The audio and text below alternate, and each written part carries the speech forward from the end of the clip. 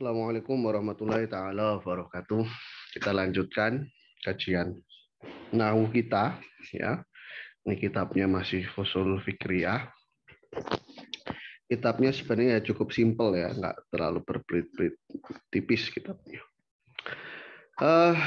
Sekarang kita sudah mulai memasuki babul fi'li, bab yang membahas tentang kata kerja. Ya. Atau kalau dalam bahasa Inggris biasa disebut dengan verb. Qala al-musannifu rahimahullah ta'ala fa nabi wa bi'ulumi wa bi'umulikum fitarini amin ila an qala babul fi'li. Al-fi'lu salah satu aksamin. Fi'il ini dapat dibagi menjadi 3 bagian. Dalam artian bukan fi'ilnya yang dicacah, ada satu fi'il dibagi menjadi 3 gitu, tidak. Tapi di sini maksudnya adalah keseluruhan fi'il. Nah, keseluruhan, jadi kumpulan ya dari fi'il itu secara global dapat kita buat 3 kategori, yakni madi, mudhari, dan amr. Ya, jadi ini memang sudah labelnya masing-masing. Fi'il madin, fi'il mudhari'un, dan fi'il amrin. Nah, kita mulai masuk pasal yang merupakan subbab dari bab fi'il. Yaktasu al-fi'lul madi bita'it ta'nisi. Fi'il madi ini menjadi khusus dengan adanya tak ta'nis. Ini yang dimaksudkan di sini adalah menjadi khusus dengan perbandingan dari fi'il yang lain. Ya. Jadi yang membedakan fi'il madi, mudhari, dan amr itu dapat dilihat dari keberadaan tak ta'nisnya yang berada di belakang.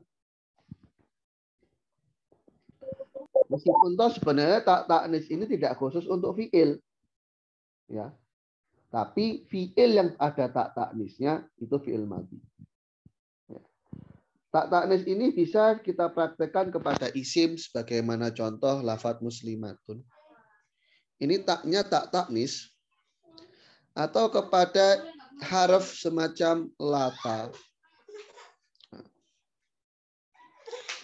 Nah, yang menjadi ciri-ciri masing dari tak ta'nisnya, yang menjadi masing-masing ciri dari tak ta'nis untuk setiap kalimat. Kalau dalam kasus semacam lata ini, ya tak ta'nisnya itu pilihan harokatnya, prioritasnya adalah fathah. Untuk harf ya. Jadi kalau harf diberi tak ta'nis itu umumnya ya harokatnya itu fathah. Lil khifah karena unsur ringan. Untuk isim, tak ta'nisnya, ya kalau dia ini formatnya berbentuk isim mufrad, maka taknya berupa tak marbutoh begini. Karena memang tak dalam isim itu seringkali bertransformasi menjadi hak. Nah, bisa dikaji di bab wakof di Alfiyah Ibnu Malik, di sana menyinggung tak ta'nis yang terdapat pada isim yang dirubah menjadi hak saat wakof. Nah, yang kemudian yang menjadi ciri dari fi'il itu sendiri, tak ta'nis yang bagaimana? Tak ta'nis yang sakinah. Jadi memang secara teori tak ta'nis yang berada di pada fi'il madi itu tak ta'nis yang terbaca sukun. Maka di sini bisa Anda lihat qomat hindun, atau kalau pernah belajar semacam amsilah tasrifiyah dalam tasrif lugawinya, saat berwaki mu'annas ghaibah, mufrad mu'annas ghaibah, di sana dari wazannya adalah fa'alat.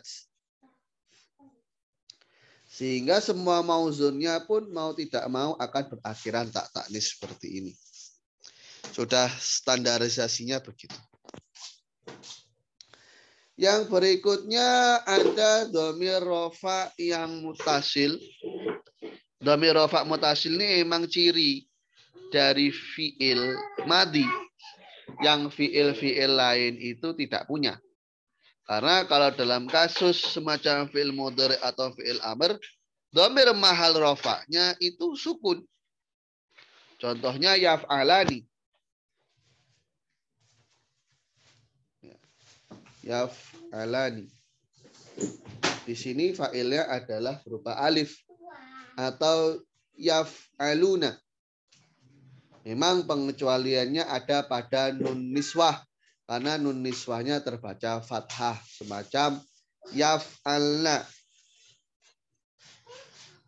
Yang kasusnya di sini, fa'ilnya itu berupa dhamir na untuk jamak mu'anats ghaibah dan taf'alna untuk jamak mu'anats mukhatabah.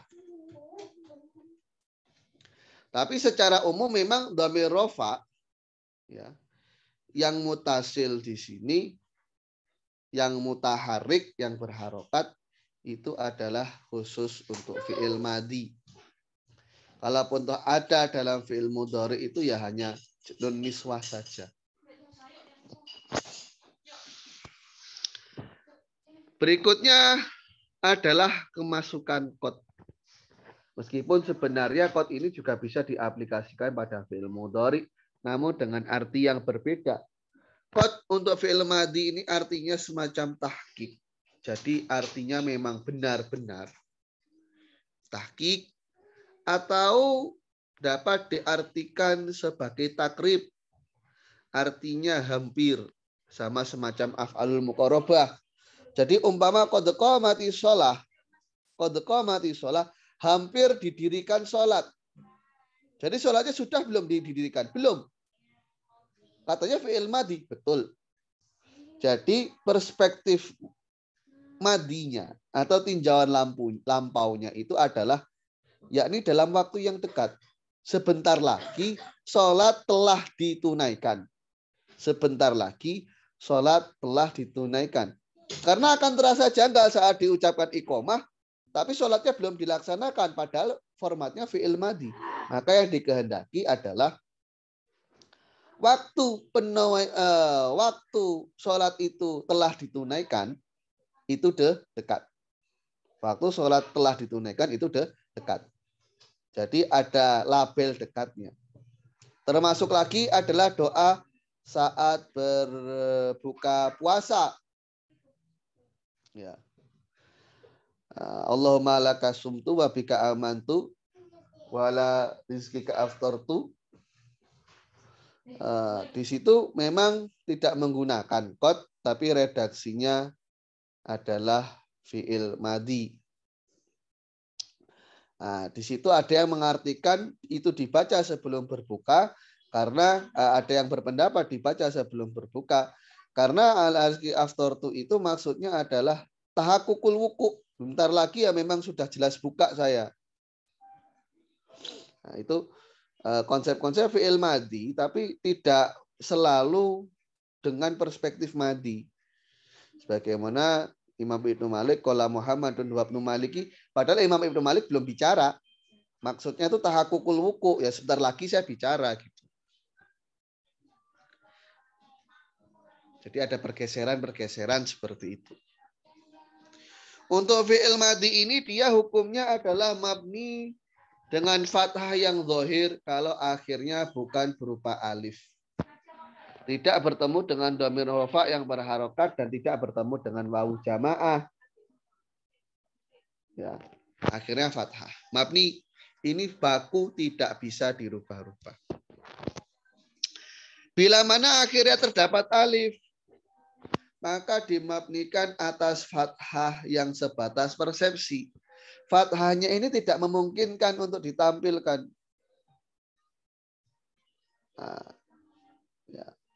Ya, sebentar saya jawab. Karena fathah ini terdapat pada alif, yang alif ini memang tidak memungkinkan membawa harokat. Contohnya al-qazaidun. Bagaimanakah cara membedakan qad tahqiq dengan taklil? Taklil dan taksir itu aplikasinya untuk fi'il mudhari, sedangkan tahqiq itu untuk fi'il madhi. Jadi cukup dengan melihat format fi'ilnya saja kita bisa mengidentifikasi makna dari qad tersebut. Kalau ke fi'il madhi itu pilihannya hanya tahqiq atau takrib. Kalau takrib melihat realitas belum ditunaikan, oh berarti qadnya ini adalah takrib. Tapi kalau melihat oh itu memang sudah pernah terjadi, berarti tahqiq. Yang taklil atau taksir pada fi'il mudhari, manakah bagaimanakah cara kita mengidentifikasi salah satu makna yang ditawarkan? Kita lihat keserasian antara fiil dan fa'ilnya. Umpama lafadznya qad ya yasduku as-sadiqu. Ya, qad yasduku as-sadiqu.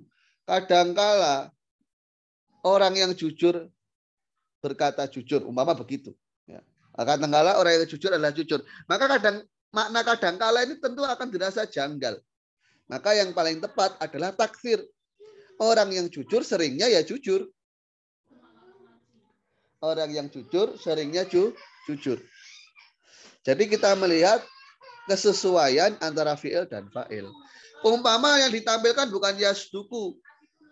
Ya. Umpama yakdzibu ya.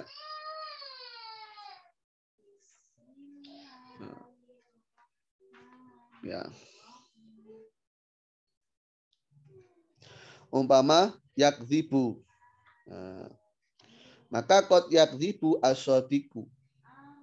Kadangkala orang yang jujur ini berbohong. Maka qad yang seperti ini yang paling tepat adalah artinya taklil. Ya kadang-kadang orang jujur itu bohong. Kadang-kadang saja. Karena kalau sering bohong ya namanya bukan orang jujur. Sekarang kasusnya wa ini tasola bihi dhamiru raf'in mutaharrikun bunia ala fathin muqaddarin ala akhirih. Bila mana ada fi'il madhi yang bersandingan dengan dhamir rafa yang berharokat maka akan dibabnikan fathah. Yang fathahnya sebatas hayalan saja. Fathah itu terdapat pada akhir fi'il madhi. Mana amin zuhurihi karohatu tawali arba'i mutaharikatin fima huwa kal kalimatil wahidah. Yang membuat fathah itu tidak dapat ditampilkan adalah adanya rasa tidak suka mengenai keberurutan 4 harokat dalam kalimat yang seperti halnya satu kalimat. Karena dhamir mutasil itu bertemu langsung dengan fiilnya. Fa'il langsung bersandingan dengan fi'il. Dalam format yang seolah-olah itu satu kalimat. Seolah-olah satu kalimat. Itu kalau diharokati semua, ini orang Arab nggak suka. Nggak suka kalau diharokati semua. Soalnya mereka bukan satu kalimat, tapi 2 kalimat yang dipersepsikan sebagaimana satu kalimat. Ini kan 2 unsur yang berbeda, ada harokatnya semua. Ini orang Arab nggak suka. Nah, akhirnya akhir dari fi'il madhi tadi disukun. Yang awalnya doroba menjadi dorobtu. Yang doroba menjadi dorobna. Yang doroba menjadi dorobna. Bila bertemu dengan wawu jamaah maka fathahnya muqaddar ya. Karena tidak memungkinkan untuk ditampilkan. Karena huruf akhirnya akan terdapat harokah munasabah. Terdapat harokat yang menyesuaikan dengan wawu dhamir. Ya, contohnya qalu. Lam di sana pada lafadz qalu, ya, lam pada lafadz qalu ini itu fathun muqaddar. Terdapat fathah yang sebatas persepsi saja. Tidak memungkinkan ditampilkan karena lamnya sudah menggunakan harokat dhammah. Bisa difahami ini kira-kira? Salah, gampang. Bisa. Ya. Ada yang mau ditanyakan tidak? Enggak, Ustaz. Enggak. Tadi diartikan apa Ustaz yang karohatu tawala itu? Karohatu tawali. Tawali Karena deh. tidak disukai atau benci atas beriringannya 4 harokat dalam kalimat yang seolah-olah satu kalimat. Itu 2 kalimat, tapi seolah-olah seperti satu kalimat dan diberi harokat semua. Ini orang Arab nggak suka. Bisa, Sukron. Ya, kan pasal yang kedua. Ini membahas tentang fi'il amr. Fi'il amr itu khusus untuk menunjukkan arti permintaan. Di antara ciri-cirinya juga dia itu bertemu dengan ya mukhotobah. Jadi sebenarnya, oh iya silahkan. Jadi sebenarnya di sini yang menjadi ciri itu adalah dua paket ini sekaligus. Gunanya wawu limut lakil jam'i, yakni keduanya ini akan menjadi nilai khusus dari fi'il amr. Ketika kedua komponen ini terpenuhi, maka dia fix fi'il amr. Umpama dia adalah tolab, tapi tidak bisa menerima ya mukhotobah, maka bukan fi'il amr. Contoh sebagaimana kata soh. Soh ini meminta orang lain untuk diam. Ya, meminta orang lain untuk diam. Namun dia tidak bisa menerima ya mukhotobah. Maka pertanyaannya adalah apakah soh ini fi'il amr? Tidak. Atau dia bisa menerima ya mukhotobah tapi tidak dalalah ala tolab. Contohnya taf'alina. Maka apakah taf'alina ini adalah fi'il amr? Jawabannya juga tidak. Kedua komponen ini harus terpenuhi untuk mengkategorikan sebuah lafaz sebagai fi'il amr, sebagai contoh if'ali. Kerjakanlah wahai wanita. Bisa difahami? Insyaallah Ustaz bisa. Wa hukmuhu, hukumnya ayubna ala sukun, dimabnikan sukun. Ila idza kana akhiru mudharihi alifan aw wawan aw ya'an fayubna ala hadfiha. Kecuali akhir mudhari'nya itu berupa alif, waw atau ya, maka mabni dengan membuang huruf akhirnya. Basicnya fi'il amr ini mabni sukun. Tapi kalau dia binaknya mu'talam atau binak nakis, kalau dalam koridor sorof, maka konsep mabninya beralih dengan membuang huruf akhirnya. Iksya, ud'u, dan irmi. Ini dari fi'il madhi khosyia yang terdapat ya di sana. Da'a dan juga roma. Ketika sudah beralih ke bentuk amr, maka semua huruf illah ini akan dibuang. Menjadi iksya, ud'u, dan irmi. Kasusnya sekarang bila mana ternyata bersandingan dengan alif tasniyah, wawu jama' atau ya mukhotobah. Maka mabni dengan membuang nun. If'ala dan if'alu. Itu untuk fi'il mudhari. Fi'il amr.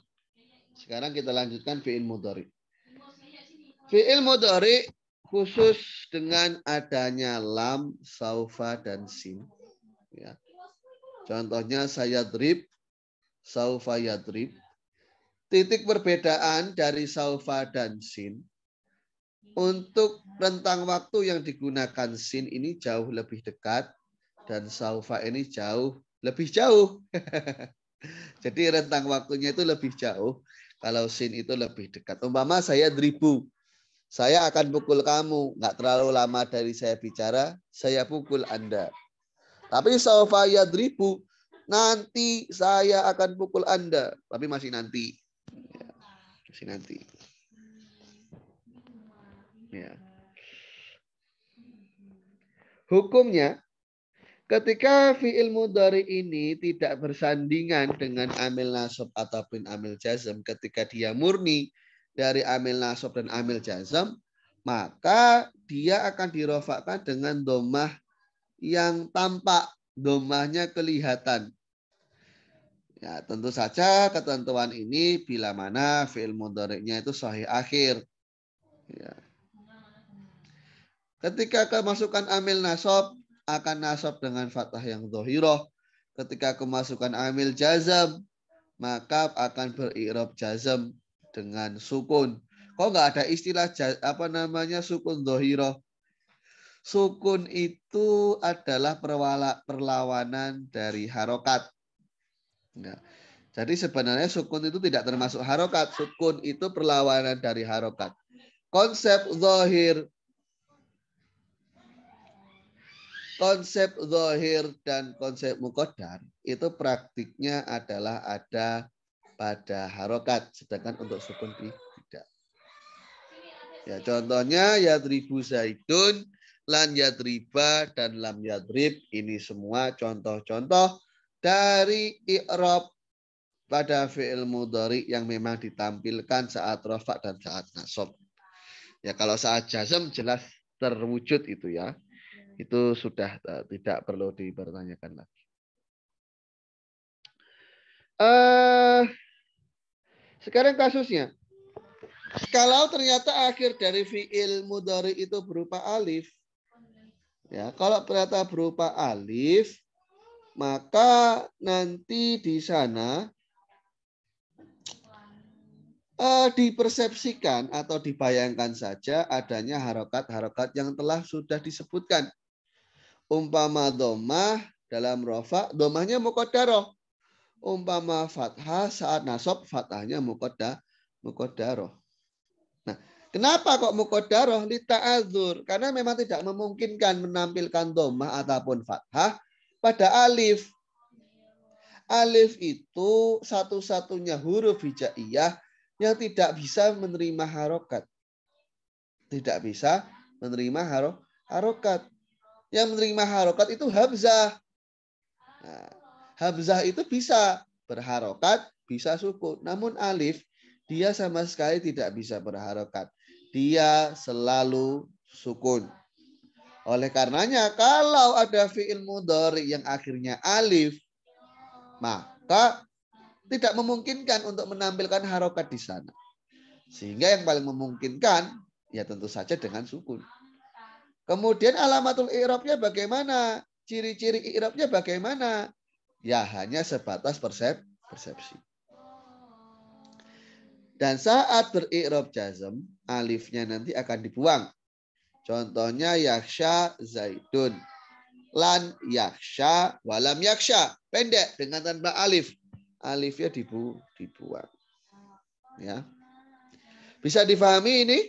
Ada yang ingin ditanyakan? Enggak ada. Diam tandanya paham.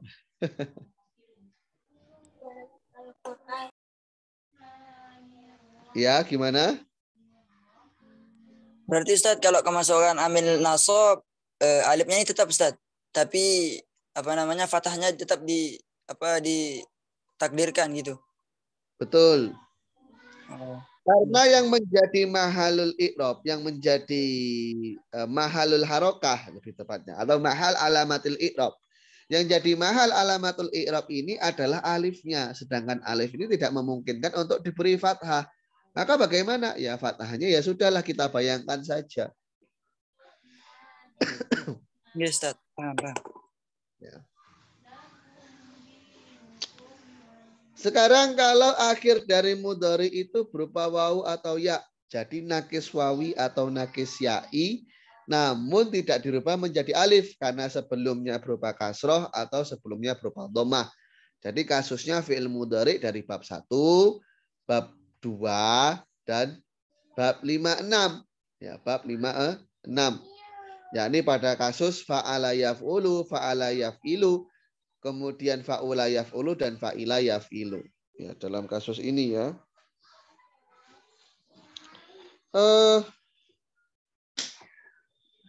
Oke, saya lanjutkan. Sekarang kalau akhir dari mudhari itu berupa wawu atau ya, sebagaimana saya sebutkan tadi. Kemudian apa yang harus dilakukan kalau begitu adanya? Nanti dhammahnya ternyata juga kita persepsikan di sana. Jadi dhammahnya nggak bisa ditampilkan. Namun bila mana fathah, di sana diberi peluang untuk ditampilkan. Namun saat jazm, wawu dan ya tadi akan dibuang. Jadi ada reduksi huruf dalam fi'il mudhari saat jazm.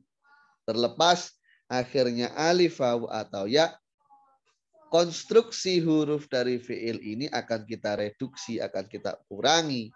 Ya, karena itulah yang menjadi ciri dari i'rab jazm, kita buang huruf akhirnya. Yad'u dan yarmi. Ini i'rab rofa. Tandanya domah. Mana domahnya?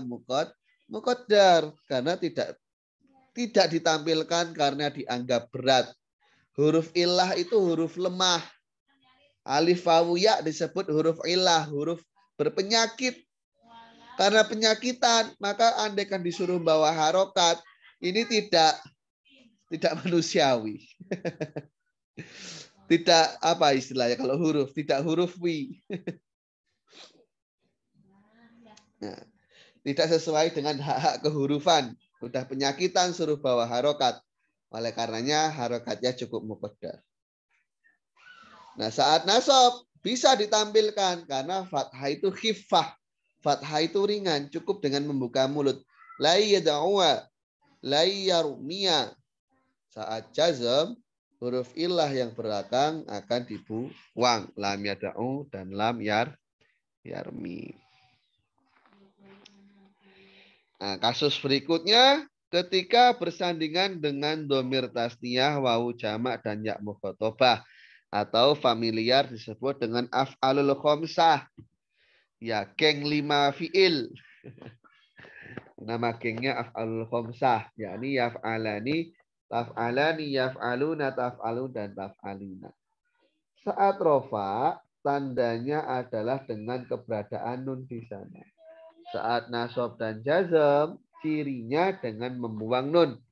Yang rofa contohnya yaf'alani, yang nasab la yaf'ala. Mana nunnya? Dibuang sebagai tanda nasab. Lam yaf'ala, mana nunnya? Dibuang sebagai tanda nasab. Nah, sekarang kasusnya ketika bertemu dengan nun taukid, baik sakilah ataupun khafifah, maka fi'il madi itu akan fi'il mudhari akan mabni fathah. La yadribanna Zaidun. Awalnya yadribu, tapi berhubung bertemu dengan nun taukid sakilah akan terbaca fathah. Awalnya yadribu, bertemu dengan nun taukid khafifah menjadi yadriban. Nah, bila mana fi'il mudhari ini bersandingan dengan nun niswah, maka akan mabni sukun. Contohnya wal mutallaqatu yatarabbasna. Yatarabbasna ini awalnya adalah yatarabbasu. Tapi ketika bertemu dengan nun niswah sebagai dhamir, dia akan terbaca sukun akhirnya. Kenapa terbaca sukun? Karena mabni menjadi yatarabbasna. Ada yang ingin ditanyakan sampai sini? Tidak ada? Ustadz, Ya. kalau yang kasus misalkan seperti yadribani, ketika bergandeng dengan nun taukid, apakah gimana Ustadz? Yadribani gitu? Dalam kasus yadribani, ya. Yang 2 orang. Nggih. Oke, seperti ini kan? Nggih. Yang antum tanyakan apanya? I'rabnya apa gitu? Enggak, yang ketika digandeng dengan nun taukid itu bagaimana bentuknya, Ustaz? Lah, iya, jadinya yadribani begini. Oh, tadi kan anak-anak pertama yadribani, Ustaz. Terus kalau gandeng sama nun taukid, apakah bilangnya yadribani gitu? Iya, yadribani, betul, betul. Kan di tasrif lugawi sudah ada. Lah, nun rofa, umpama antum tanya nun rofaknya kemana? Nun rofaknya dibuang. Karena tidak suka beriringan ziyadah nun. 3 nun itu nggak suka. Oh, Ustaz, dibuang. Kirain di Ustaz, paham. Sekarang. Yang lain mungkin nggak ada. Ya, kalau nggak ada, mungkin saya akhiri dulu sekian. Wallahu a'lam bishawab. Subhanakallah wa bihamdika, asyhadu an la ilaha illa anta, astaghfiruka wa atubu ilaik. Assalamualaikum warahmatullahi wabarakatuh.